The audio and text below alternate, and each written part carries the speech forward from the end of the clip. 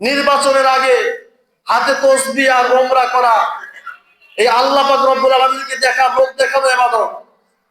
এটা কিন্তু দেখালে পারে কিন্তু আল্লাহ পাক রব্বুল আলামিনের উপর ভয় দেখানো হয় না। যথাযথ ভয় করতে হবে। শুধু লোক দেখানো, হাতে তসবিহ আর সামনে নির্বাচন আসলে তসবিহ নিয়ে উমরায় যাওয়া, ভিডিও করে পোস্ট করা, জনগণকে দেখানো, এটার নাম যথাযথ ভয় নয়।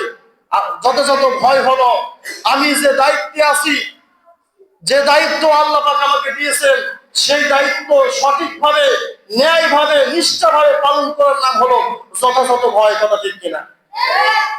এই জন্য শুধু রাজনৈতিক নেতাদেরকে বলার কথা আল্লাহ পাক এখানে বলেন নাই।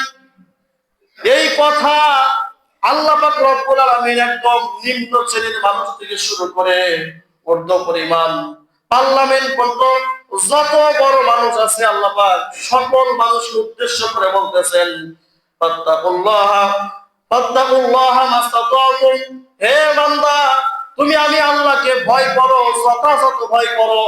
আমি যে পর্যায়ের মানুষ হই না কেন, আমি কৃষক হই, আমি চাকরিজীবী হই, আমি মেম্বার হই, আমি চেয়ারম্যান হই, আমি এমপি হই, আমি মন্ত্রী হই, আর যেই হোক না কেন, রাষ্ট্রপতি হয় আর প্রধানমন্ত্রী হয়, সকল মানুষকে আল্লাহ পাক উদ্দেশ্য করে বললেন, ফাত্তাকুল্লাহ মাস্তাতাতুম, হে আমার বান্দারা তুমি আমি আল্লাহকে ভয় করো, যথাযথ ভয় করো। কথা ঠিক কিনা?